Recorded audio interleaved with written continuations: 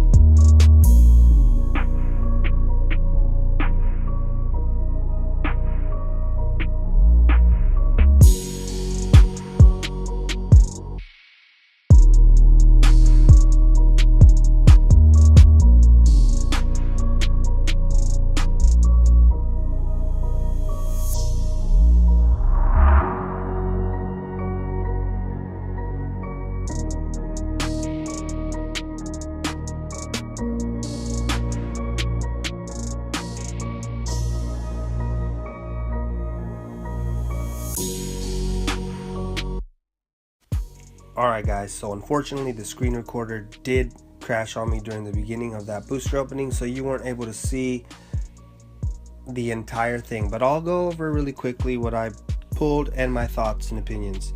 So first off was this Krogunk. At first glance, he looks kind of weak, right? He's got a 1-star purple, it's a Belch, but it is a displacement move, so it will get you the evolution, and it is a counter for most of the fairy types, or actually all of the fairy types. If you read it, it says if the battle opponent is a fairy type Pokemon, it is straight move to the bench, so it will bench any fairy type Pokemon. unlike its wide attack, which is a 50, the battle opponent becomes poisoned. If the battle opponent is a fairy type Pokemon that is not steel type Pokemon, it is knocked out. So this will not knock out Magearna or any fairy steel type Pokemon. That's pretty dope. It'll be easy to evolve, and that's basically what I think. And also it cannot be knocked out by pure water types, which is a nice added bonus. So the first EX I got from this banner was Lunala. Not a big fan of Lunala, but I'll take it. The second new Pokemon that I got from this banner is Mareanie. Mareanie looks a little bit underwhelming. It does have a 30 spinner though, so if you're gonna max it out on that. And the one thing I don't like about this Pokemon is the 20 Sludge Bomb. The 20 Sludge Bomb is gonna poison everything around it when it gets knocked out on it, and that will affect your own Pokemon if they are in range. Watch out for that if you have a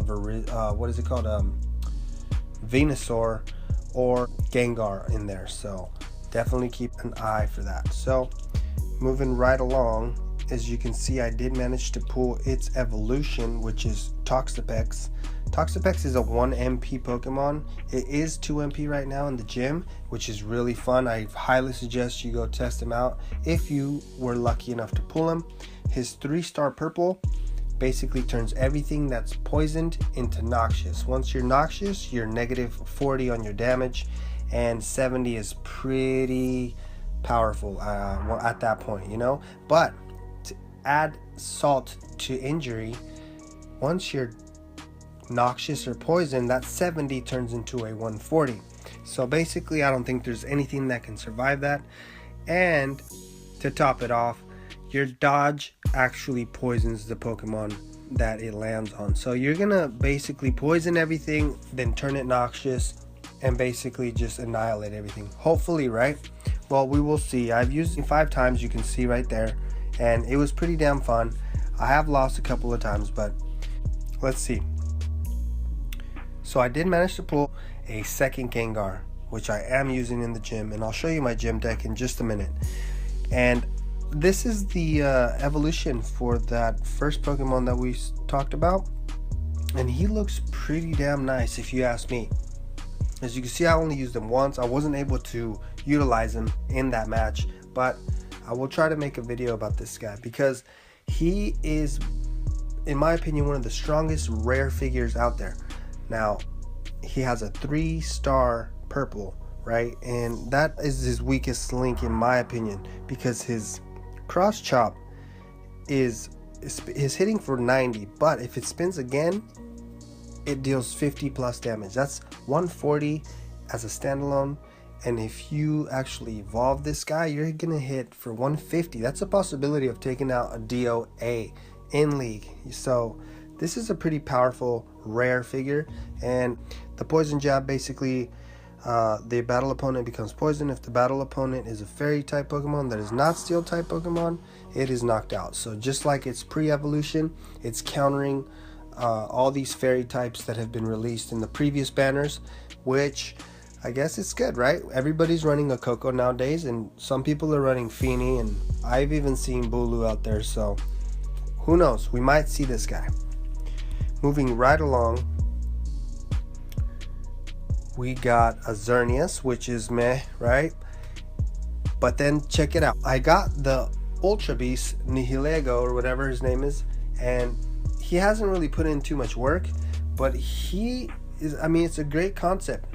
But a couple of things that you may not have noticed is that 83, and you might ask yourself, why 83? Like, what's so significant about that number?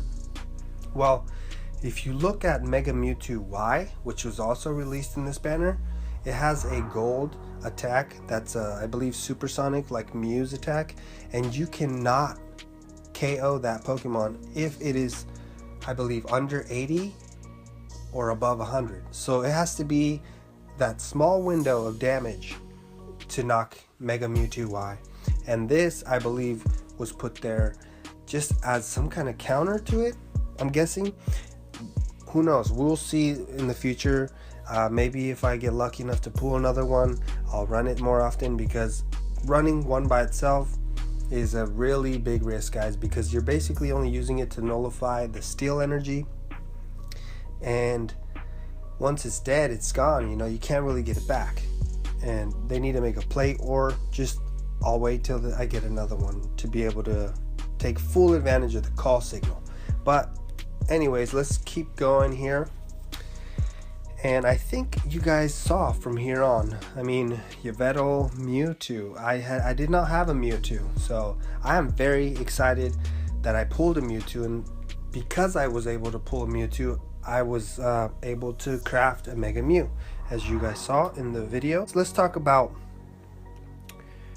the Megas. Mega Mewtwo here. I crafted this one, but I kind of regret it.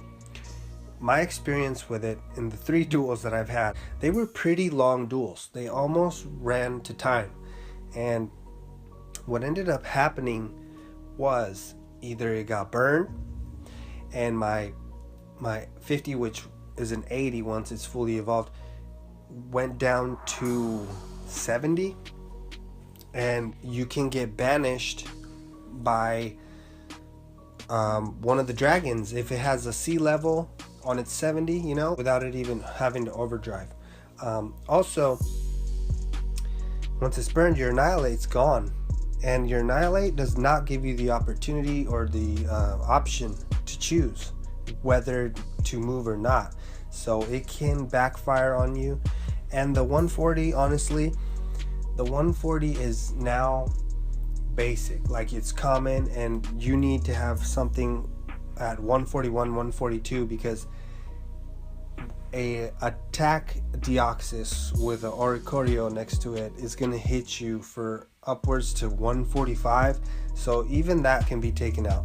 And this Pokemon cannot be moved to the bench by moves like Sunsteel Strike or Cyclone Kick, but it can be knocked out.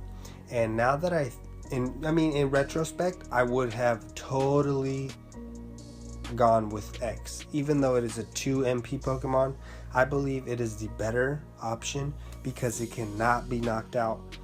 And if it is sent to the PC with Sunsteel Strike or whatnot, it is still in its Mega Evolution, and you can use a Max Revive, pull it right out, and just keep attacking, and you will still get the +2 every single time you attack.